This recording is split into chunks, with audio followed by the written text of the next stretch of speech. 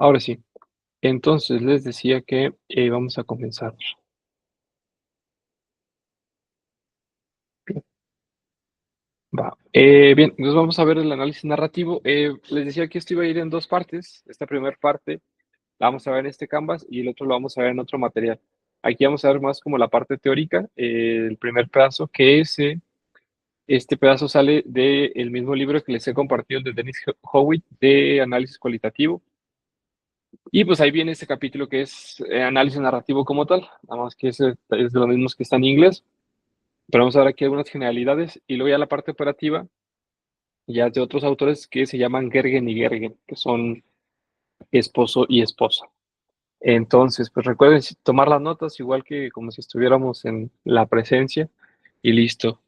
Y bueno, vamos a empezar con esto de por acá. El análisis narrativo va a partir o tiene una carga muy psicológica, aunque se utiliza en otras áreas de las ciencias sociales, pues meramente va a estar relacionado con cómo concebimos la personalidad incluso desde la parte de la psicoterapia. Por ejemplo, hay una terapia que se llama así, ¿no? Terapia narrativa. ¿Alguien ha escuchado un poco de esa? No me muevo esta espérenme, para acá. Creo que ahí ya las están. Siguen viendo las diapositivas, ¿verdad? Sí.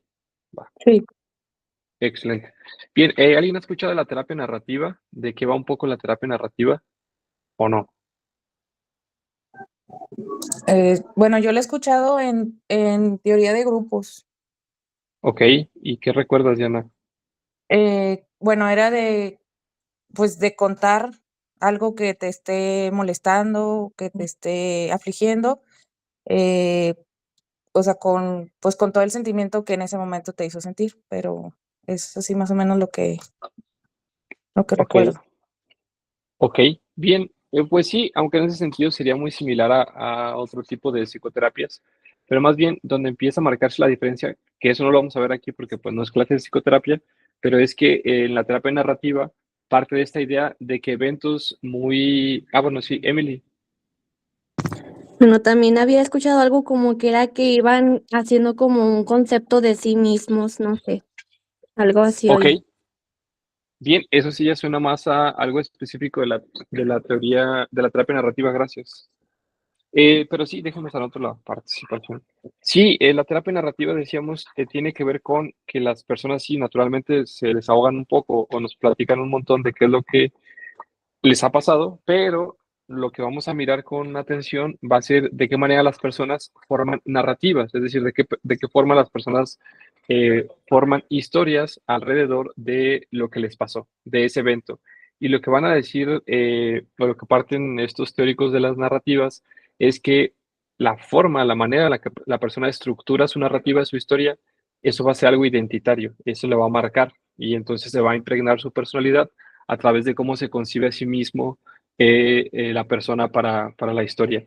Entonces, pero bueno, eso es tal cual, así hay diplomados, maestrías y demás de terapia narrativa. De hecho, está tomando como un cierto boom en algunas partes, por ejemplo, de Sudamérica, porque lo que tratan de hacer es como humanizar un montón el proceso de psicoterapia y critican incluso a los TCC o a los conductistas porque dicen que es como una cuestión muy positivista, una cuestión muy fría de cierta manera, el cómo conciben a la persona. Y aquí, en lo narrativo, pues el protagonista va a ser precisamente la persona que venga a contarnos. Aquí no con fines psicoterapéuticos, porque pues eso no es relevante para los motivos de nuestra materia, pero sí es como algunos lineamientos importantes. Entonces, ¿para qué utilizamos el análisis narrativo? Pues aquí les pongo una definición, ¿no? Usualmente en la psicología se utiliza, y de hecho fue el artículo que ustedes leyeron, el de la distrofia muscular, de que el análisis narrativo se utiliza para darle sentido a cómo las personas conciben su propia experiencia respecto a un proceso de enfermedad, algún diagnóstico, algún deterioro en la calidad de vida, el cómo contárselo a las personas, a los familiares, el cómo cambia su día a día, ese tipo de cosas son las que vamos a mirar de qué manera las personas le dan sentido, es decir, de qué persona de, otra vez, de qué forma las personas terminan contándose una historia para que esa historia de alguna manera les deje tranquilos. Tranquilos no en el sentido de que lo acepten, sino que les permita seguir como que pues avanzando, ¿no? En su vida. Eso es. Y hay que pensar, aquí lo pongo como en subrayado en negritas, de que las narrativas o hacer investigación narrativa no nada más es ir y preguntar a las personas, oye, pues, ¿qué te pasó? ¿Y cómo te pasó? Y registrarlo y luego después contar, oye, pues a la persona primero le pasó esto y luego esto otro y luego esto más. No, sino que más bien sería que más allá de la cronología, es decir, más allá de la secuencia sobre la cual ocurrieron los hechos, vamos a tratar de encontrar en los detalles y sobre todo en las evaluaciones y comentarios que hacen las personas, una evaluación, entiéndanla ustedes como esto fue algo bueno, esto fue algo malo, esto me gustó, esto no me gustó, me sentí mal después de esto, me sentí bien después de esto, pero el chiste es que estas evaluaciones que hacen las personas nos van a permitir concebir de qué manera la persona está entendiendo qué es lo que le está pasando, sea lo que sea. Pero si se fijan, pues por eso es bueno para, o por eso pudiera ser muy útil para los procesos de salud y enfermedad, porque aquí lo que estaríamos haciendo es, pues precisamente dar cuenta de cómo un proceso pues tan fuerte como algún diagnóstico, pues va a impactar en la vida de la persona, cómo se va determinando y naturalmente cómo la persona pues se va a contar una historia a partir de todo eso que le sucedió. ¿Ok? Entonces para eso se usa y vamos a ver entonces pues algunos puntos clave. Deténganme cuando lo consideren pertinente, ya sea nada más hablando o levantando la manita, como quieran, así como estábamos en la pandemia un poco. Pero bueno, entonces les decía que esto de la terapia narrativa, perdón, de la consulta, otra vez ando cuatrapeando materias, pero esto de la investigación narrativa se utiliza mucho en la parte clínica y en la parte de la salud, en la psicología de la salud. ¿En qué sentido? Pues les tengo aquí 5 ideas clave. Esto les digo bien en el libro de Howitt. Creo que no se los cargué, pero ahorita se los actualizo. Igual ustedes tienen el libro completo. Entonces, primero, lo que nos pudiera permitir hacer, que si se fijan estos 5, de alguna manera pudieran ser algún objetivo de investigación, como los que hemos planteado al inicio de la materia. Primero, pudiéramos buscar comprender la experiencia del paciente y eso va a implicar, pues, tratar de ver desde su mirada, desde esa persona concreta, cómo es que la persona concibe su diagnóstico, concibe su enfermedad o consigue su proceso de, no sé, de replanteamiento de nutrición, si está en una dieta o algo así. ¿Alguien identificó alguno de estos en el artículo que le haga pensar en cómo decirlo, que les recuerde cómo pensaban o cómo comprendían las personas lo que les pasaba de esto, la distrofia? ¿A qué les suena? Es de eso del artículo que les dejamos el viernes de tarea, que ya algunos me mandaron sus ideas principales. ¿Alguien? Bien, Diana, sí, adelante.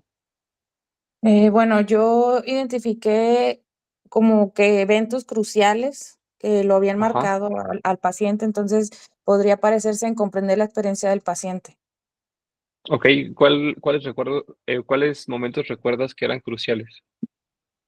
Eh, por ejemplo, ahí voy. Es que como hice muchas tareas el fin de semana, se me cuatrapean todos los temas. Ok, ok. Pues sí. Bueno, seguramente uno que recordarán en los demás también será el de el diagnóstico. El diagnóstico termina siendo pues un momento como eso, crucial, ¿no? Que nos permite como comprender cómo las personas evaluaban qué era precisamente lo que les pasaba. Es decir, algunos decían como que, bueno, no, pues ya valió, ya se desahució todo, ya nada tiene sentido. Otro tenía que ver cuando la familia empezaba a percibir o tenía que hacer adecuaciones en su casa, por ejemplo, para que la persona, como iba perdiendo la tonificación muscular, pues pudiera adaptarse, ¿no? Y pudiera movilizarse. Otro tendría que ser, o bueno, ¿ya encontraste alguno, Diana? Bueno, por ejemplo, cuando le explicaron pues que era pues una enfermedad hereditaria, crónica y que iba a progresar, entonces pues él prácticamente, y discapacitante y mortal, que él pues empezó como que a perder esa, pues sí, como dice, esas esperanzas.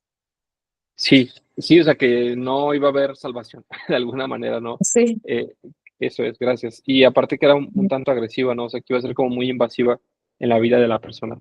Eso, y la otra sería cuando tal cual la persona empieza a perder la movilidad. Esos momentos como que son de los más claves, donde las personas pues meramente ven impactada pues su vida. Y entonces si se fijan con lo que hacen en el artículo a través de esta investigación narrativa, pues damos cuenta de eso, de la experiencia del paciente. Entonces ahí estaríamos, por ejemplo, cumpliendo con este primer objetivo. Un segundo pudiera ser identificar de qué manera las personas van afrontando pues su proceso.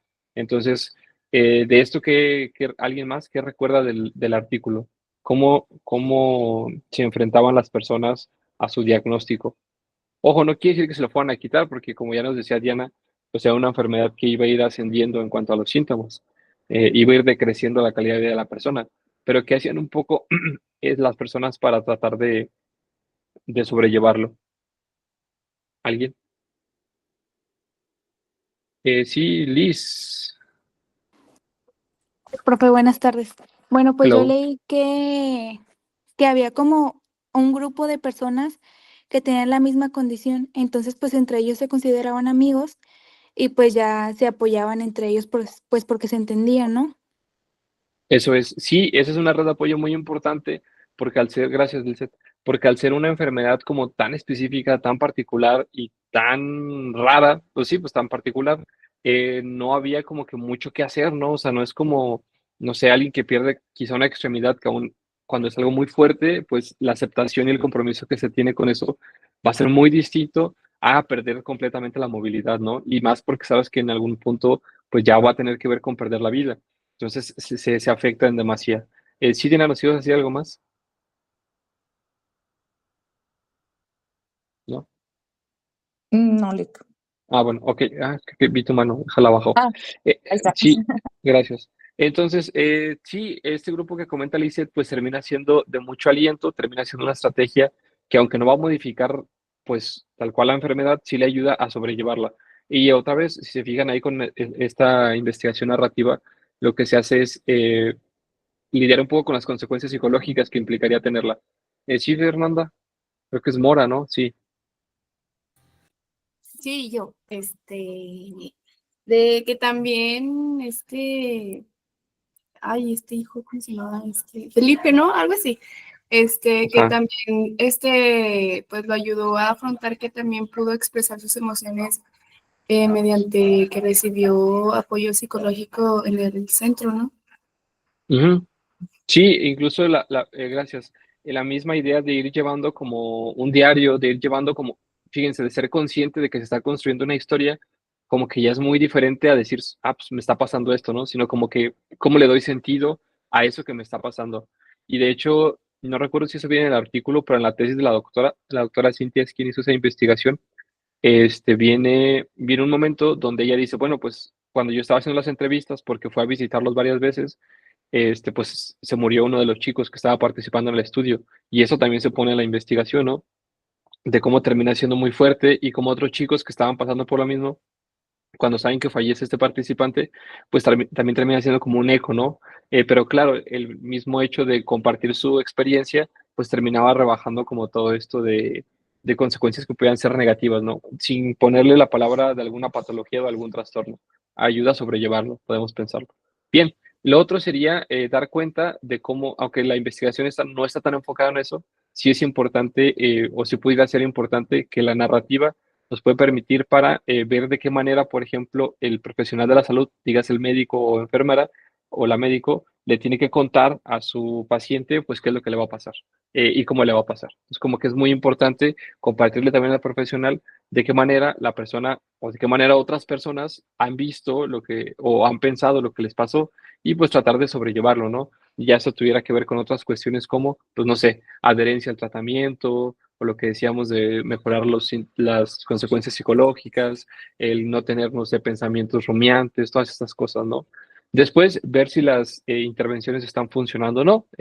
Podría dar cuenta de eso, ¿no? O sea, vamos a ver si las personas meten o de qué manera incorporan las intervenciones dentro de sus narrativas, porque a lo mejor ahí me dan el diagnóstico y ahí se acaba mi historia, o toda mi historia gira en torno al diagnóstico, o habrá otra persona que será que su historia gire alrededor de cómo la intervención le modificó la vida y pues eso va a ser muy distinto, ¿no? Y ahí está. Y bueno, naturalmente si revaluamos todo esto, veríamos que pudiéramos lograr el quinto objetivo, que es proponer en algún futuro pues, nuevas intervenciones. Y eso es, para eso se suele utilizar en la parte clínica y en la parte de psicología de la salud. Que bueno, ustedes lo vieron ahí muy bien reflejado en este artículo que está bueno de la distrofia. Y bueno, aquí en el libro de Howitt viene otro ejemplo, ahí lo especifican más, aquí solo les puse los highlights, de cómo una persona con cáncer oral, un periodista, me parece, empieza a hacer un diario. Que bueno, si se fijan aquí ya tenemos un punto importante. Los diarios pueden ser una fuente de datos para el análisis narrativo, que eso ahorita lo platicamos. Y entonces lo que hace este autor Crossley en el 2003 es precisamente prestar atención a cómo el periodista empieza a darle sentido a lo que implicaba tener cáncer oral. Y entonces nos va contando cómo los tratamientos van impactando en su vida, cómo la persona no sabe qué es lo que va a pasar, cómo el pronóstico pues es muy reservado, cómo la persona incluso se cuenta historias frente a la mortalidad. O sea, no es lo mismo decir me voy a morir y no he hecho nada, me voy a morir pero ya hice todo esto, mi familia se va a quedar contenta o mi familia se va a quedar triste. No sé, es como muy importante dar cuenta de qué historias se cuentan alrededor. Volviendo un poco a lo que decíamos al inicio de la psicoterapia, lo que se ve en psicoterapia es precisamente ayudar a la persona a construir narrativas que le permitan sentirse mejor, que le permitan ser más libre, de cierta manera. Aquí eso no nos importa tanto, aunque suene un poco feo, sino que nosotros lo que tenemos que hacer es dar cuenta de cómo se construyen esas narrativas, ¿no?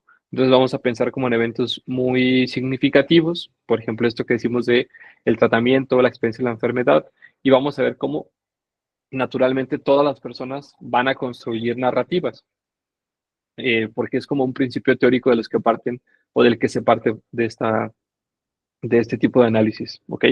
Pero bueno, este es nada más otro ejemplo.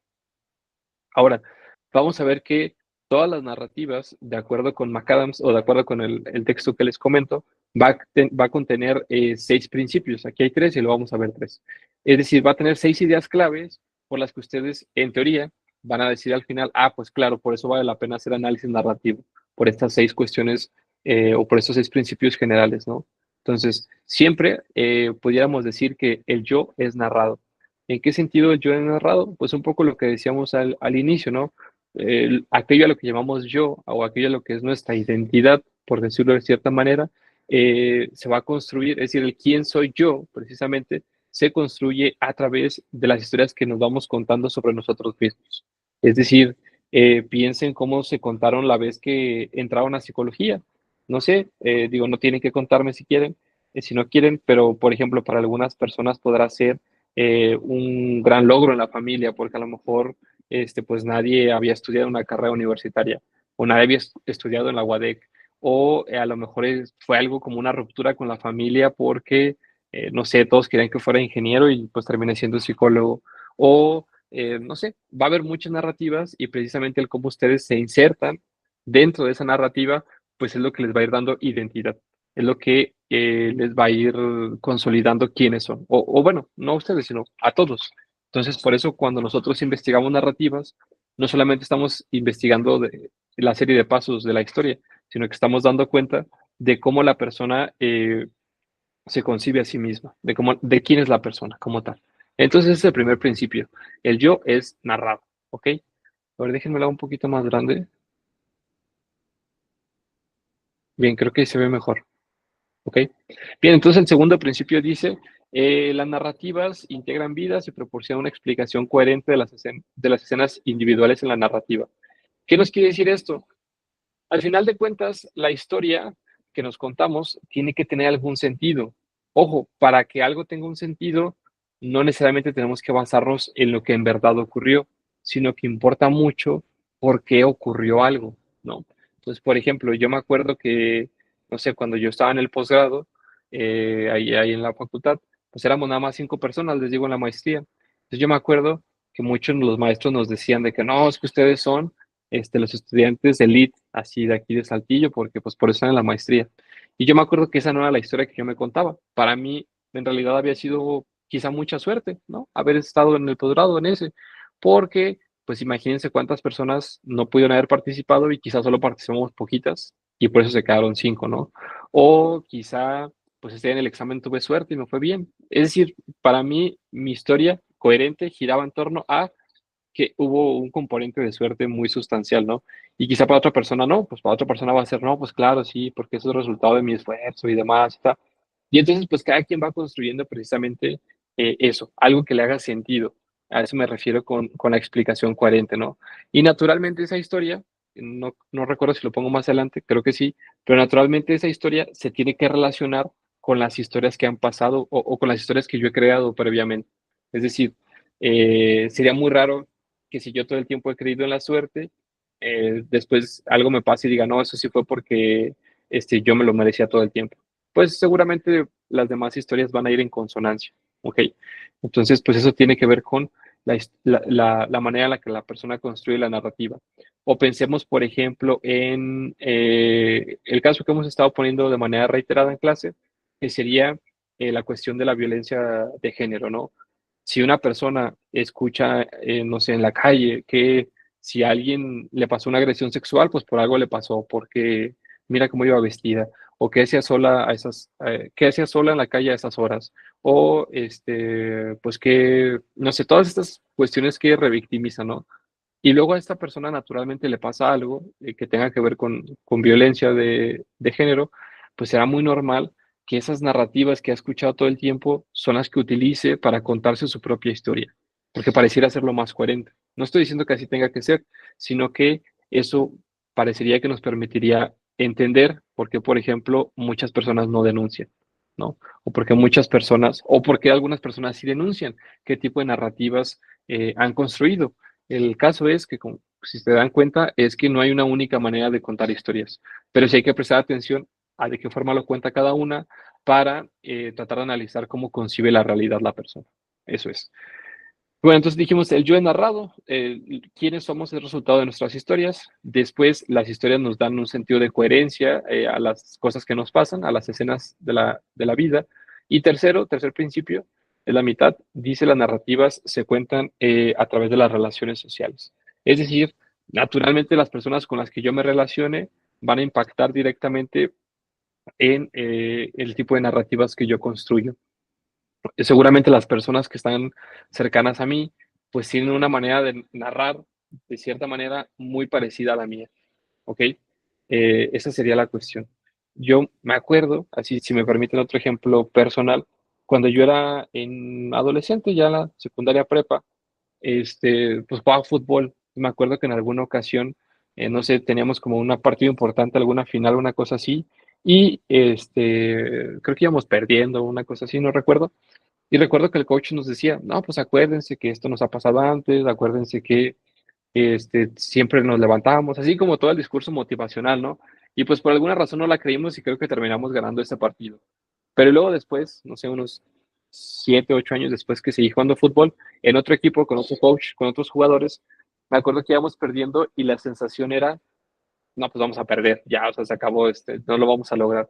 Y en gran parte creo que era porque no había una narrativa, es decir, las personas que estaban alrededor de nosotros no habían construido una narrativa que nos permitiera hacer otras cosas distintas. Más bien la narrativa era, pues son malos y se va a acabar ahí. Y así fue. Entonces, de alguna manera, no digo que hubiera cambiado la cosa si hubiéramos tenido a ese mismo coach, sino la manera en la que tratamos de darle sentido o tratamos de entender esas cosas que nos pasan, pues va a depender de quiénes nos rodean y de qué narrativa nos cuentan. ¿Ok? Entonces, ¿cómo la ven con estos primeros tres principios de las narrativas personales? ¿Qué les hace pensar? Sí, Emily. Bueno, es que me acordé porque algo así nos pasó el día de hoy, que fuimos a la primaria, bueno, a una primaria a hacer un proyecto. Ajá. Y al niño al que estamos observando, pues normalmente sí participaba en clases y hacía las actividades y todo, pero hubo un cambio de maestra. Entonces, ver este cambio de maestra, nos comenta que el niño ya no participa. Ok. o- y que fue diferente. Entonces yo lo relaciono también con las narrativas que nos cuentan en las relaciones sociales, porque depende de cómo la forma de trabajar de cada maestra y cómo se enfoca en dar la clase y con cada niño. No Sí, sé quizá si pudiéramos, sí, va un poco por ahí bien, gracias, Emily. Sí, pudiéramos decir que quizá el chico, digo, sin conocerlo naturalmente, ¿no? Pero quizá el chico ha construido una cierta narrativa con ciertos personajes, que eso ahorita lo vamos a ver que también es un componente principal. Le cambias a los personajes, pues naturalmente la narrativa se trastoca. Y muchas veces cuando no tenemos como una narrativa, dicen estos autores, pues la gente presenta mucha incertidumbre. ¿Por qué? Porque no hay algo que le dé coherencia a lo que le está pasando o no hay algo que le dé sentido. Entonces, pues eso sería. Bien, bien, gracias, Emilio. ¿Alguien más o alguien que lo relacione con su tema? Sí, Liz. Bueno, yo era una pregunta sobre Ajá. el segundo principio. Se Ujú. refiere un poco a como a tipo cómo interpretamos o cómo es nuestra perspectiva desde una situación que estamos viviendo o cómo. Eso es. ¿Qué historia te cuentas respecto a lo que sea que te está pasando?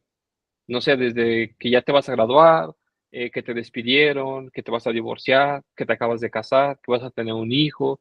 ¿Cuál es la historia que te cuentas de esa escena que te está pasando? ¿Sí me explico?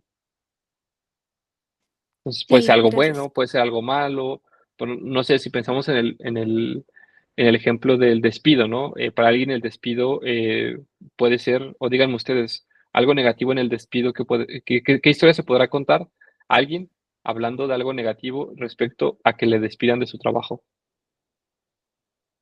Sí, Carmina. Igual y ese trabajo ya no te gustaba tanto y puedes conseguir otro mejor. Ok, bueno, eso sería algo bueno. Sí, que la persona dice, no, pues como que ya ni me gustaban ni me pagaban bien, pues ya me voy. Sí, Liz. Yo pensé en tipo problemas con su esposa, ya en su casa. Ok, o sea que va a llegar y le van a decir de que y luego qué vamos a vivir, ¿no? Ajá. Claro, claro, y eso pudiéramos, y ahí voy con Emily, eso pudiéramos relacionarlo incluso con cuestiones de género, ¿no? De cómo, imagínate decir de que, no manches, me acaban de despedir, ¿qué voy a hacer en mi casa? Ya no voy a ser el proveedor, mi esposa se va a querer divorciar de mí, ya no va a querer estar conmigo, ¿cómo voy a pagar las colegiaturas de mis niños? No manches, o sea, se va a crear una historia catastrófica, ¿no? Así total, donde pues la vida ya no tiene sentido, y pues entonces ya para qué, y yo soy el personaje que está afectando la vida de todos los que me rodean, y yo soy el culpable. Por ejemplo, claramente ahí se dan cuenta que pudiéramos intervenir, ¿no? Psicoterapéuticamente y ayudar a la persona que se encuentre otra narrativa. Pero bueno, eso no nos importa, sino aquí tendríamos que dar cuenta de los elementos que la persona hace, perdón, los elementos que la persona incorpora a su historia para seguir actuando. Sí, Emily, ¿nos ibas a decir algo más? No iba a decir eso de que ya no iba a tener dinero tampoco. Ok, sí, y naturalmente tener dinero, pues tiene un sentido muy claro en pues la vida social de todos, ¿no? O de prácticamente todos. Y entonces, claro, con eso creo que podríamos pasar a los siguientes 3 principios. Son 6 en total, aquí terminamos con estos 6 principios, que sería esta primera parte, miren, este cuarto, perdón, la primera parte de esta hoja, que dice las narrativas cambian con el tiempo. No va a ser lo mismo, por ejemplo, que despidan a alguien que tenga, no sé, 20 años y que quizás su primer trabajo, a que despidan a alguien cuando ya tenga 35 o 40 años. Quizá, perdón, va a pasar esto que decíamos ahora, ¿no? No va a tener dinero, ¿qué le va a decir su esposa? Quizá ahorita, siendo joven, pues alguien puede vivir con, no sé, 1,000 pesos a la semana, pero quizá en un futuro 1,000 pesos se van en un día. No sé. Y a lo que vamos con este principio que menciona el autor es que la historia va a ser distinta. Dependiendo el momento en el que estemos, nos vamos a contar una nueva historia, quizá cuando la experiencia sea muy similar. Pero claro, como va cambiando nuestro contexto y además ya en el pasado nos hemos dicho ciertas historias, pues naturalmente lo que nos contemos ahora pues va a evolucionar, ¿no? Ese sería el cuarto principio. El quinto dice, las narrativas son textos culturales. En ese sentido, como algo es cultural, nos referimos a que la cultura está impregnando qué es lo que rodea y las formas culturales de hablar narrativamente. Es decir, no es lo mismo que te despidan en México, una por la cuestión que hablábamos de género, de, pues bueno, la relación está heteronormada, heteropatriarcal, usualmente el hombre es, entre comillas, ¿no? La cabeza de la familia, todo esto que hemos platicado de manera muy crítica, pero, por ejemplo, si te despiden en Canadá, tienes acceso a un cheque de desempleo que puedes pedir y con eso puedes vivir un montón de tiempo. Entonces, imagínense, no, naturalmente no va a ser la misma historia que te cuentes estando acá o estando allá.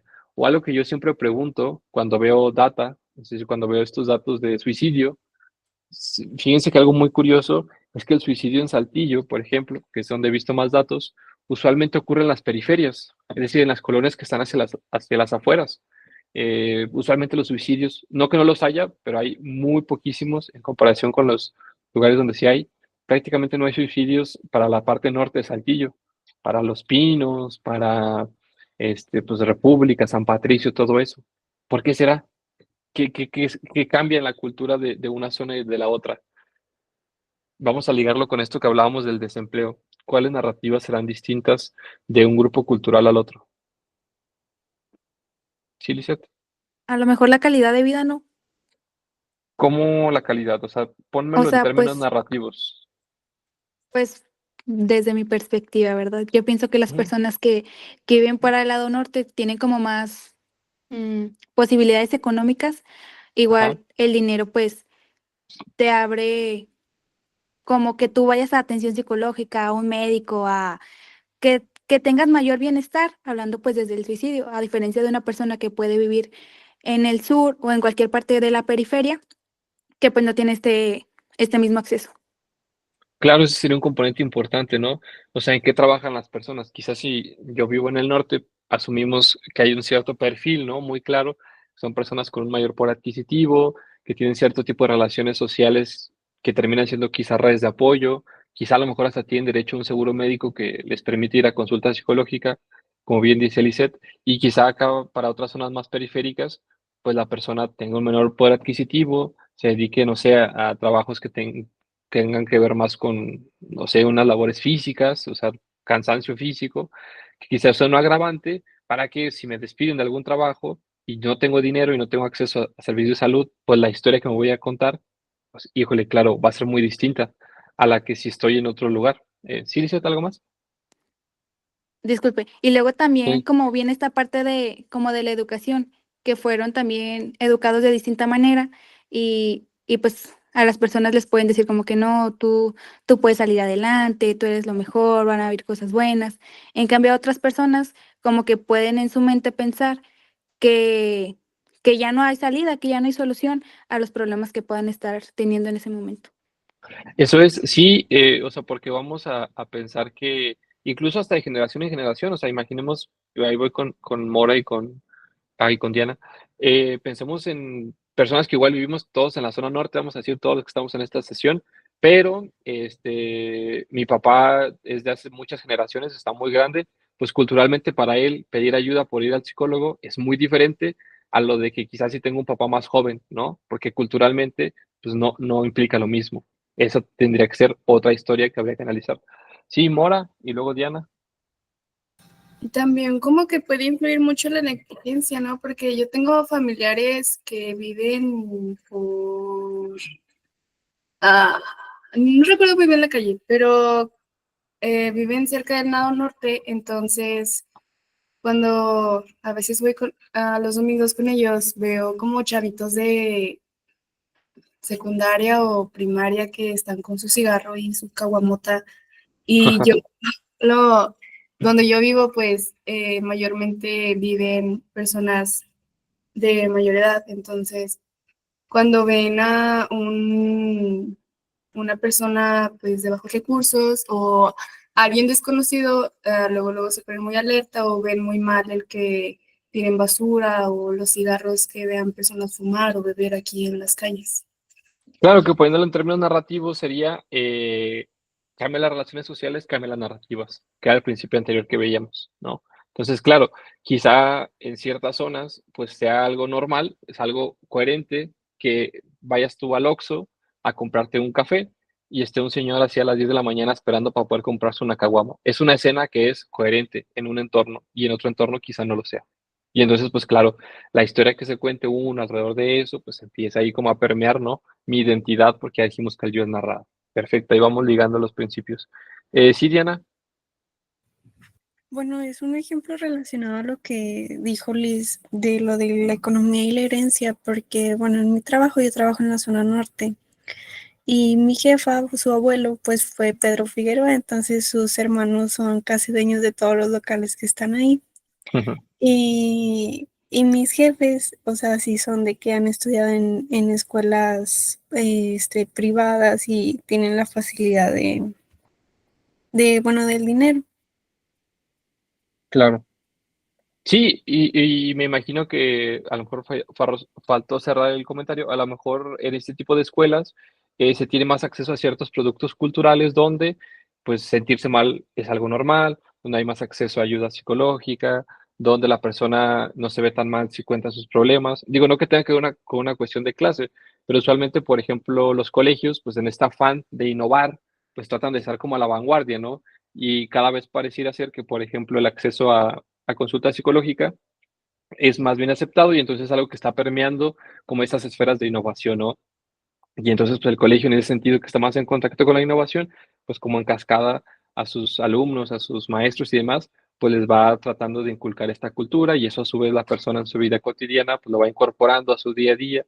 Y bien, fíjense cómo es lo bonito de la investigación narrativa, todo se va solventando, pareciera que se va como enlazando, ¿no? De hecho, por eso me gustó como este diseño de las diapositivas, porque es como una especie de cadena, ¿no? Acá arriba y entonces como que se va enlazando una cosa con la otra, como en una narración, ¿no? Y bien, por último dice, las narrativas están intrínsecamente, o sea, a fuerza, relacionadas con la moralidad y con el bienestar psicológico. Ojo, no que la persona cuente una historia y se sienta bien, sino que a través de las historias que nos cuentan las personas, nos podemos dar cuenta de cuál es el estado psicológico de una persona.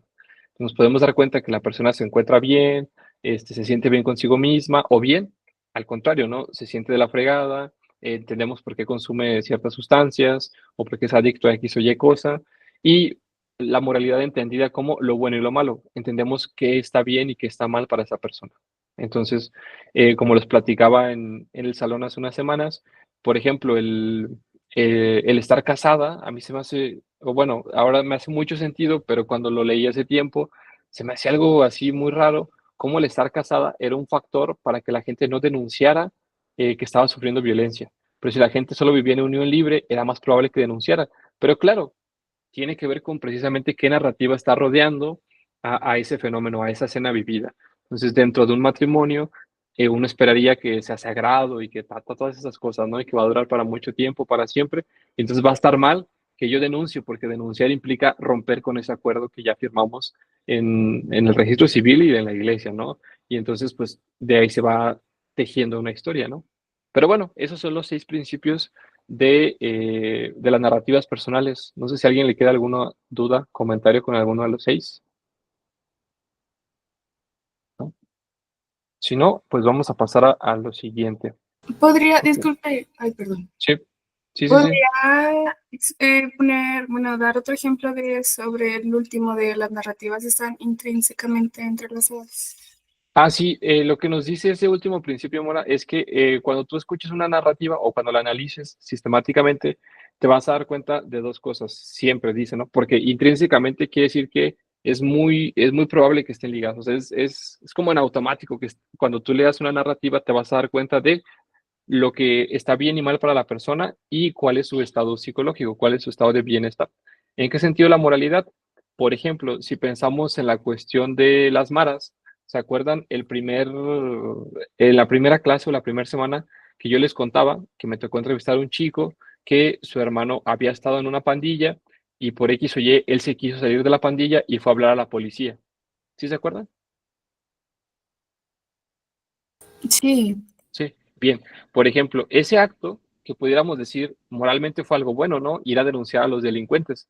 Para nosotros quizá, pero para él, en las narrativas en las que él estaba inmerso, ir a decirle a la policía, oye, la Mara está haciendo esto y eso, es decir, ir a denunciar fue algo malo, ¿ok?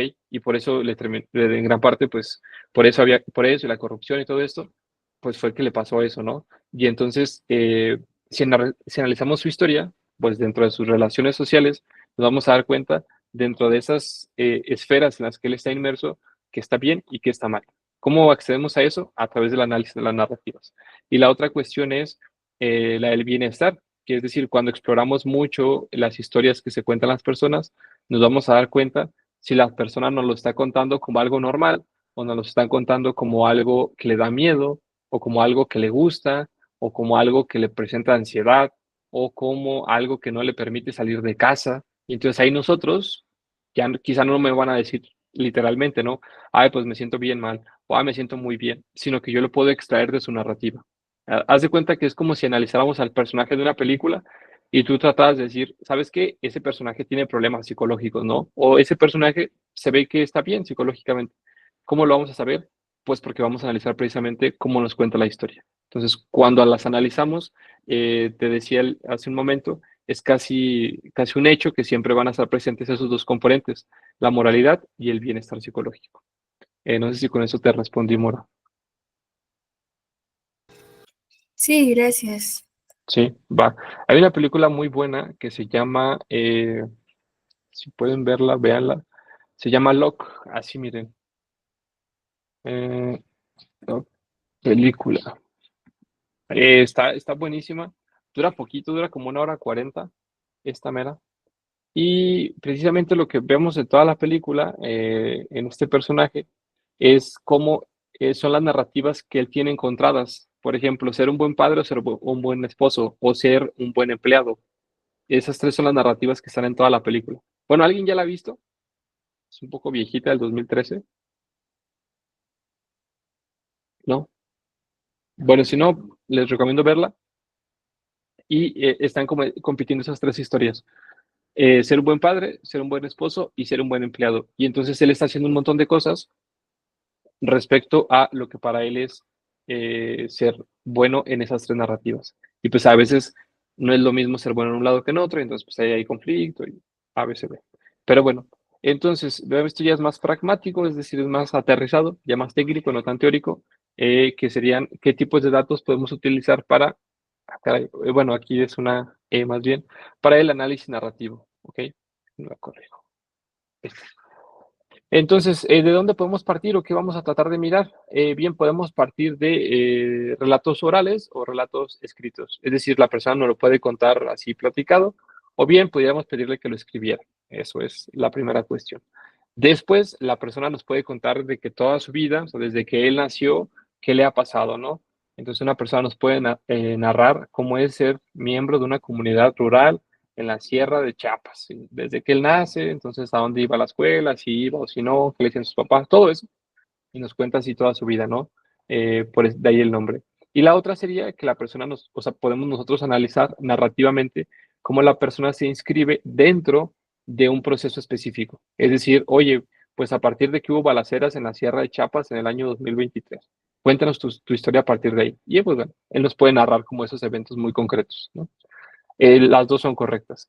Después vemos por ahí las narrativas elaboradas o las espontáneas, es decir, podemos pedirle a la persona, sería la primera, que nos diga así de que, oye, yo lo que quiero es reconstruir tu historia de vida, cuéntame desde el inicio y cuéntame hasta el final, así como que sea muy religiosamente en orden, ¿no? O le pedimos que sea ordenada la persona en su relato. Y si no lo es, tratamos de orientarla a que lo sea. Oye, pero a ver, eso te pasó en tal momento, ¿eso te pasó después o eso vino antes? ¿Cómo? O sea, como irlo aclarando muy, muy certeramente. Y la espontánea, pues le pedimos a la persona que nos cuente algo y ya después nosotros tratamos un poco como de reconstruirlo, porque lo que queremos es que la persona sea espontánea en su narración, es decir, que la haga de la manera más rápida y espontánea, ¿no? Así como tal. Y eso. Y la otra, pudiéramos pedirle a las personas unas cuestiones públicas o privadas, que es decir, pues que nos narre algo de su vida que sea como lo que comparte con los demás, o si miramos ya un aspecto más personal, no sé, alguna situación como decíamos, de violencia, de aborto, pues bueno, va a cambiar ahí como la temática. Pero cualquiera de estas 8 cosas, nosotros pudiéramos mirarlas. Naturalmente se pueden combinar, ¿no? O sea, por ejemplo, pudiera yo partir de una narrativa oral de un evento aislado. ¿Cómo sería eso? ¿Qué se les ocurre como ejemplo? Yo estoy haciendo un análisis narrativo de tipo oral y acerca de eventos aislados. ¿Cómo sería eso?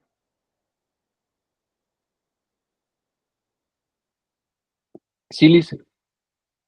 Pues podríamos preguntarle a una persona de que, ¿cuál fue tu experiencia? ¿Podrías contarnos cuál fue tu experiencia a partir de convertirte en papá por primera vez o mamá? Ándale, ese está bueno, eso es. Sí, así como que concretamente un evento muy puntual y eso. O le podríamos pedir a una persona que nos escriba en una carta, ahorita vamos a ver en un diario, cómo es ser papá de 3 hijos y cómo lo recuerda desde el inicio a cómo es ahora. Entonces la persona tendría que reconstruir su vida, por decirlo de alguna manera, a través de la narrativa, se hace historias de vida y pues al pedírselo escrito, pues ya el registro sería distinto. Y bueno, así pudiéramos ir como que haciendo match con una y con la otra. Por eso les digo que esto es como más sencillo de entender, más técnico, no es tan teórico, pero ¿a alguien le surge alguna duda con alguno de estos 4 disyuntivas? ¿No? ¿Estamos bien? Ok. Sí, pues deténganme, acuérdense. Le voy a cambiar a la siguiente, que sería ver precisamente a ver, creo que sí se ve bien, ver los tipos de, chihuahua, los tipos de datos, perdón, los ejemplos específicos de fuentes de datos. Entonces, primero, pudiéramos partir de autobiografías. Si podemos pedir a la persona que narre ahí toda su vida, como decíamos. Entonces, son relatos que, pues, al tratar de reconstruir la vida de alguien, ya sea la propia, en este caso, pues nos va a llevar como más tiempo, ¿no? Como mucha reflexión de cómo es que quiero que se cuente la historia, cómo quiero que se cuente los momentos, así como muy puntuales. La persona fue el héroe, la persona fue la mala, la persona fue como que alguien secundaria en la vida de tal o cual, algo así. Bueno, esa sería la primera, podemos partir de una autobiografía. Después podemos partir de entrevistas, que sería como lo más común, tal cual nos sentamos con alguien, le planteamos el tema específico y partimos a través de eso, ¿no? Pues que nos dé detalles y demás.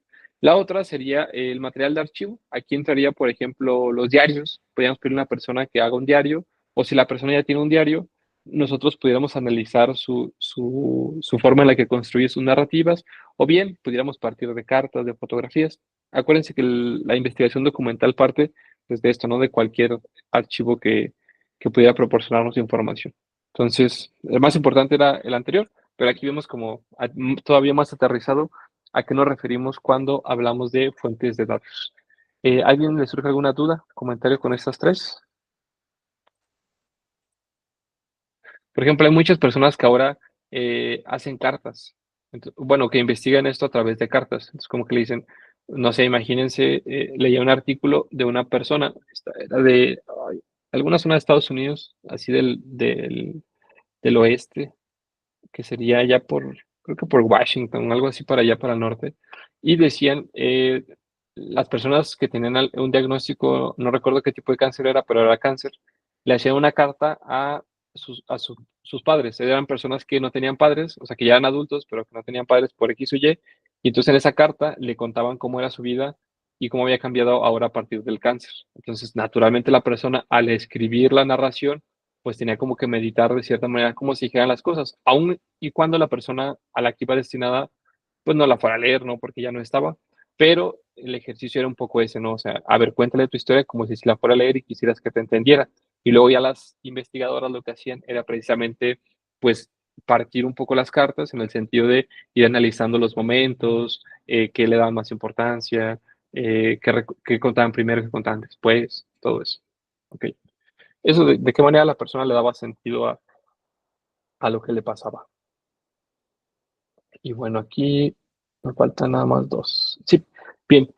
Entonces, en esta, todo esto es posible en gran parte porque parte de un principio teórico muy, muy fuerte, que es este que estamos viendo en pantalla, que se llama el principio del narrador. Este principio lo que nos dice es que cuando nosotros nos enfrentamos, o no nos enfrentamos, porque eso suena como un combate, cuando nosotros estamos dentro de algo o nos presentan algo en la vida, lo que sea, nosotros vamos a contar una historia, por más chiquita, más grande que sea. Naturalmente, cuando es algo muy fuerte, lo más probable es que nos contemos muchas historias o historias secundarias que se van metiendo dentro de la historia central o la historia canónica. Entonces, nosotros lo que hacemos, les digo, es ante un evento, ante una escena, como decíamos hace un momento, lo que hacemos es tratar de darle sentido. Para poder darle sentido, lo que tenemos que hacer es crear una historia. Entonces, en esa historia siempre hay, si no me falla la memoria, cuatro elementos. ¿Cuáles serían o qué es lo que siempre está presente en cualquier historia? Díganme ustedes, así sin ponerle un número para no presionarles. En cualquier historia siempre hay que cosas. Sí, Carmina. Personajes, el lugar de los eventos, la Eso temporalidad. es, y nos falta un cuarto. Siempre hay personajes, si se fijan, no necesariamente bueno y malo, pero un personaje es una persona que tiene una identidad sostenida dentro de cierto tiempo. Es decir, piensen que le van a contar a alguien cómo les va con su novio o su novia, para bien o para mal. Y entonces, su novio o su novia, pues ustedes la van a pintar de una manera. Ah, es que a mi novio o a mi novia siempre le gusta hacer esto, esto, esto, esto y esto. Y tiene una identidad definida, entonces es un personaje. Eso es un personaje. Después, como bien decía Carmina, un lugar o un mundo narrado, como decimos. Después la temporalidad, es decir, cuándo pasaron las cosas. Pasaron ayer, pasaron hoy, pasaron hace un mes, hace un año. Y además, cuánto tiempo me lleva a narrarlo. O sea, a lo mejor en 10 minutos te platico todo lo que me pasó ayer. A eso nos referimos con la temporalidad. Y la otra cosa, ¿qué será? Ahí ya Carmina le dio a casi todas. No. No puede ser como qué pasó. Eso es la trama, es lo que le llamamos la trama, ¿no? Y entonces piénsenlo, a la siguiente que escuchen el chisme ahí de su amigo, de su amiga, o de alguien, una historia que busquen esas 4 cosas. ¿Quiénes son los personajes? ¿Cuándo pasó eso? ¿Dónde estaba pasando? ¿Y de qué se trata la historia? ¿No? ¿Cuál es la trama principal? Y eso, dice este principio del narrador, lo hacemos siempre cuando se nos presenta algo, un evento, una imagen, algo. Entonces, por ejemplo, yo puedo ver, no sé, bueno, me imagino que ustedes ya no leen el periódico, pero vamos a decir que ven Twitter o ven redes, y entonces ustedes van a decir, pues claro, esa persona le pasó eso porque, y dan una explicación. Cuando dan esa explicación, ustedes lo que están haciendo es construir una narrativa, ¿ok? Y empiezan a relacionar. Claro, pues que si le pasó esto, pues seguramente fue por esto otro. Porque claro, en Saltillo siempre pasa esto y entonces todos decimos esto, esto y esto. Y eso está bien o eso está mal. Y eso es nuestra historia que nos permite entender por qué pasó lo que pasó. Y así seguimos pues nuestra vida, ¿no? Este uso de la trama, de cierta manera, es lo que vamos pensando que es esencial para la narrativa, ¿no? Bueno, esto ya creo que lo había dicho, la identidad se construye a través de las narrativas que creamos sobre nosotros mismos. Por ejemplo, yo puedo ver que pasó un choque y yo puedo decir, oye, ¿sabes qué? Pues yo no quiero que me pase eso. ¿Por qué pasan los choques en Saltillo? Pues porque la gente va borracha. Pues yo no voy a manejar cuando esté bebiendo, si ya bebí antes. Entonces, fíjense como una historia muy sencilla nos va a impactar sobre quiénes somos nosotros y sobre qué hacemos nosotros, ¿no? Y entonces, para los teóricos y teóricas narrativas, este principio se va a centrar en la individualidad, es decir, como que la experiencia única en la que cada persona construye narraciones, porque esas narraciones nos permiten dar cuenta de cuáles son las maneras en las que se comportan las personas. Es decir, a través de ciertas narrativas, la persona se va a contar una historia. Por ejemplo, ahorita que decían ustedes esto del niño, ¿no? Que creo que fue Emily la que nos comentaba lo del niño que le está tocando atender. A mí me tocó también ver mucho eso, de cómo un niño que se porta mal, pues, ¿qué le decimos, no? Oye, pórtate bien, ¿no? Obviamente. Y luego, pues, el niño se sigue portando mal. Oye, ya te dije que, el niño se sigue portando mal. Oye, ¿sabes qué? Vete por un reporte o salte del salón. O sea, es como un castigo un poco más fuerte, ¿no? Pues el niño se sale del salón y la primera vez quizá va a decir, no manches, me sacaron del salón. Ay, no, pues soy el niño malo. Y ahí va a haber un momento crucial porque el niño se va a contar una historia y va a entender su momento de cierta forma. Si nosotros no hacemos como que nada y ese momento pasa y luego dejamos que el niño se reincorpore al salón, se va a calmar un poco y luego otra vez empieza a poner gorro, ya no va a ser suficiente sacarlo del salón. Lo que tenemos que hacer es escalarlo a mandarlo con la prefecta o con el director o la directora. Y entonces lo que va a pasar ahí, pues el niño va a tener otra narrativa. Pero luego si vuelve a ver que no le pasa nada, el canijo, canija va a entender o la historia que se va a tejer es, no pasa nada. Puedo seguirme portando mal y lo peor que van a hacer es llevarme con el director o con la directora. ¿Sí me explico? Y entonces, en gran parte por esa narrativa que se cuenta el chico o la chica, pues empieza a hacer un montón de conductas. Entonces, pues ahí hay como que intervenir un poco la trama si queremos que se cambie el comportamiento de las personas. Bien, ¿qué les parece este principio del narrador? ¿Dudas, comentarios?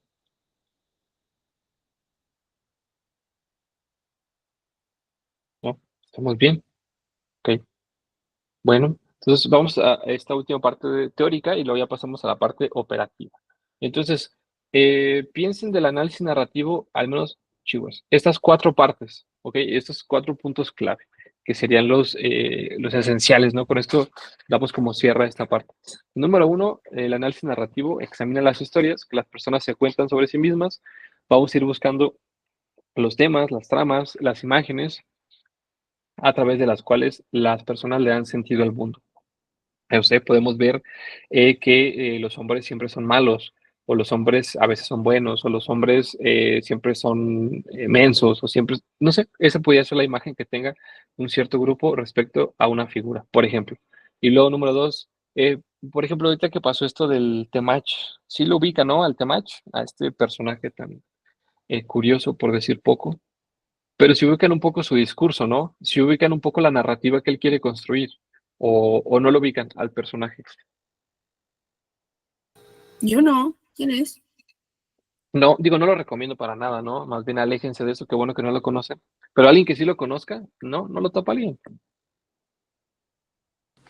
Yo sí lo topo, pero, o sea, porque me ha salido de que en videos así de, pues de TikTok, pero tiene Ah, una forma de expresarse muy, pero ¿cuál dirías que es su narrativa, Leslie? Y ahí voy con, creo que Carmina levanta la mano. no, pues la verdad, o sea, no le he prestado tanta atención a cómo es que dice las cosas. O sea, Ok, sé lo que dice, pero no, o sea, no. ok, bien, ahorita retomamos eso. Carmina, ¿nos ibas a decir algo? ¿Sí lo ubicas a este sujeto? Pues sí, tiene una narrativa muy misógina. Ok, ¿cómo te das Este, cuenta que es misógina? pues minimiza a las mujeres y también es como contradictoria porque es de que no, o sea, igualdad y el 50 en 50, pero a su vez como que dice que los hombres deben ser el macho alfa y no sé qué más, pero a la vez no quieren ser el proveedor, quieren que también las mujeres atiendan al hogar, pero a la vez proporcionen el dinero. Entonces, o sea, ¿cómo va a ser un proveedor si, y sentirse el macho alfa al realizar todas estas como actividades típicamente o estereotípicamente masculinas cuando quiere que la mujer también aporte de esa manera? Entonces, no sé, está muy curioso su personaje, la verdad. Ok, gracias, Carmen. Sí, pudiéramos decir en ese sentido que no está construyendo una escena coherente. Estarán de acuerdo, ¿no? Porque como dice Carmina, pues pareciera que está presentando temáticas o temas que son incluso antagonistas, o sea, que son contrarios, pues que no tiene mucho sentido. Y vamos a ver un video a ver si nos da. La verdad, yo no ubico así como que su contenido, pero vamos a ver si con uno pudiéramos extraerle algo de provecho. Vamos a ver si se escucha. Sí se escucha, ¿no? No. ¿No se escucha? No. A ver, déjenme comparto de nuevo. Vaya, les digo, no lo ubico mucho, pero sí sé que es un personaje como muy polémico, que vende como una narrativa donde pareciera estar dirigida pareciera estar dirigida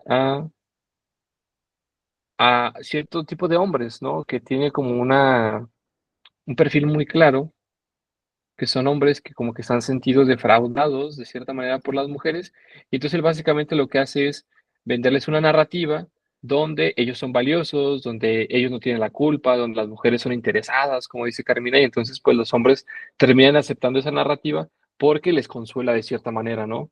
A ver, vamos a ver si ahí ya se escucha. Si no, pues ahí les debo el temach, ahí lo buscan ustedes.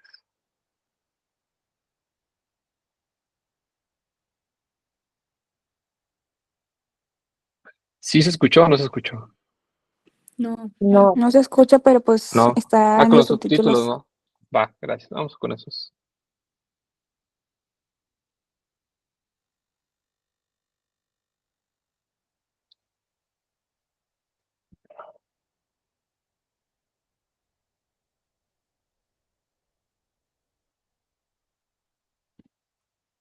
Bien, entonces imagínate un hombre, o imagínense un hombre al que le acaban de cortar. Y entonces, pues le dicen este discurso, te lo dice otro hombre.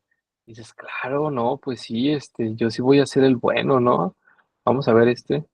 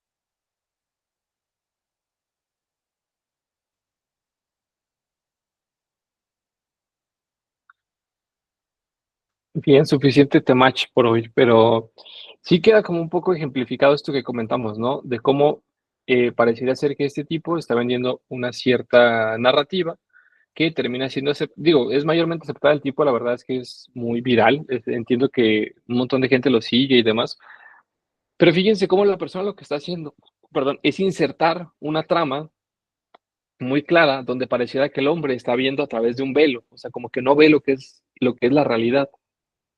¿Y él qué hace? Pues él quita ese velo y él te dice, yo te voy a decir cómo son las cosas. De alguna manera lo que está diciendo es, yo te voy a contar otra narrativa donde tú no vas a ser la víctima, donde tú puedes ser el mero mero. Pues claro que eso va a ser muy poderoso. Estarán ustedes de acuerdo, ¿no? Entonces, es como un fenómeno social. Digo, no es el único, solo se me hizo como el ejemplo más representativo ahorita. Entiendo que, pues en realidad lo que hacen muchos creadores de contenido ahora, pero fíjense cómo el poder de las narrativas es muy fuerte y a lo que prestamos atención es a eso, ¿no? A esta cuestión de la trama, dijimos de qué se trata la historia, quiénes son los personajes, dónde está ocurriendo eso, y el tono se refiere a es agresivo o es empático o es simpático, trata de dar risa, es como eso lo que buscamos, ¿no? Y entonces, ¿cómo se construye el significado? Pues es precisamente a través de analizar esto, que es un poco lo que hice ahorita así brevísimo con estos videos, ¿no? ¿Cuál es el significado que se construye en torno a las palabras que dice este tipo, ¿no? A la manera en que cuenta las cosas. Y bueno, entonces el análisis narrativo va a considerar que la narrativa precisamente es una metáfora central para ir comprendiendo la personalidad. Es decir, a través de cómo la persona se cuenta su historia, pudiéramos darnos cuenta de quién es la persona, ¿no? A través de que la persona nos cuente cómo está la cosa, vamos a ver cuáles son sus valores, cuáles son sus creencias, qué está bien para él, qué está mal. O sea, ver qué es su creencia fundamental, ¿no? Respecto a un montón de temas que nos pudieran interesar. Les digo, ya sea una enfermedad, ya sea un diagnóstico, o algo en este caso como más social, por decirlo de alguna manera. Y bien, y bueno, para cerrar esta parte teórica, dice, podría utilizarse para investigar temas como la identidad personal, la experiencia del trauma, un montón de cosas, ¿no? Que ya decíamos, la construcción del yo, cómo la persona se va formando, qué es tal o cual cosa. Y esas son las narrativas de inicio. ¿Cómo la ven hasta aquí? ¿Alguna duda, comentario antes de pasar a la parte operativa? ¿Qué les parece? O alguien que lo relacione con otro tema, esto de las historias, ¿qué más les permitiría pensar, analizar?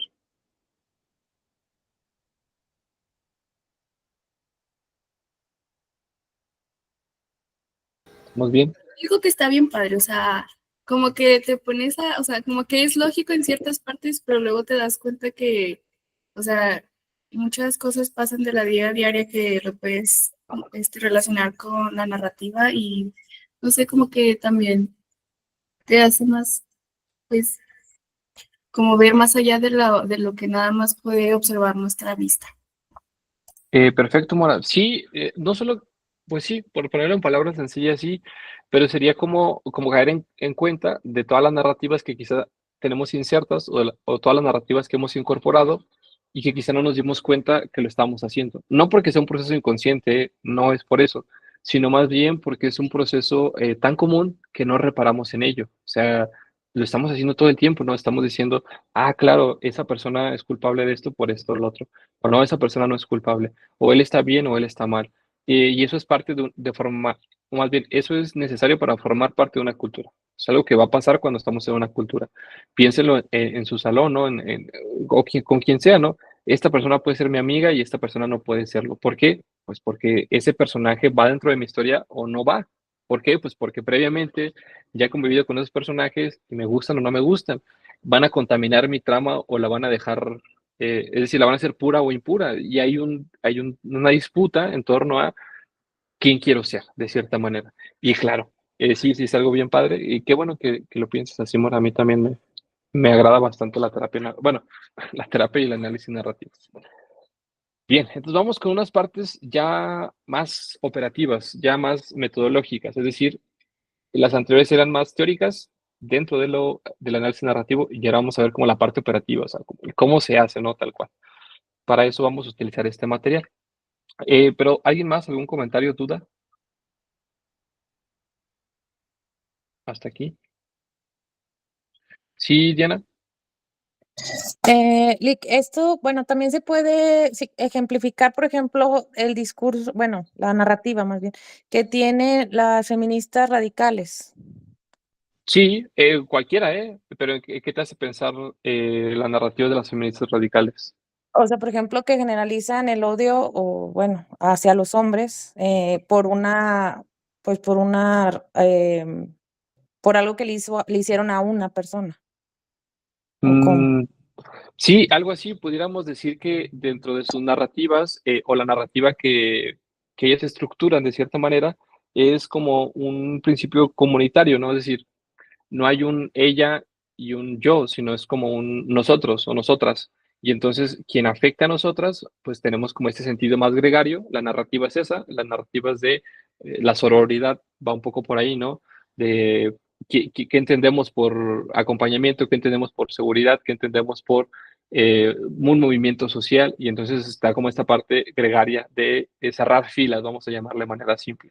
Y entonces, digo, no creo yo, o bueno, más bien yo no pensaría que ese sea el principio fundamental de las feministas radicales, pero poniéndolo en tus palabras, sería, la narrativa es, hay que cubrir a la manada, ¿no? Hay que protegerlas. Y entonces desde ahí vamos a hacer un montón de cosas que van a ser X o Y, ¿no?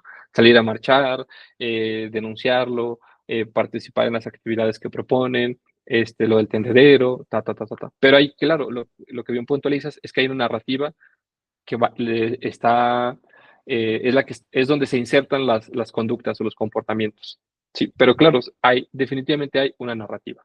Y de hecho, fíjense qué tan importantes son las narrativas que la misma gente se pelea por decir cuál es la narrativa correcta. No hay narrativas correctas como tal, pero la gente dice mi narrativa es la correcta. Por ejemplo, creo que se los puse a ustedes como ejemplo en las primeras clases, no sé si lo recuerden. Cuando las salen las feministas a marchar en la primera vez, cuando está AMLO, AMLO dice, no, es que ellas no solamente están haciendo protesta, a ellas las está mandando la oposición porque quieren afectar a mi gobierno. Entonces, fíjense cómo la narrativa que él hace, el sentido que él quiere construir, el significado que él quiere construir es, no, su lucha no importa o su narrativa no me importa, porque ustedes me quieren afectar a mí y pues eso no lo voy a permitir.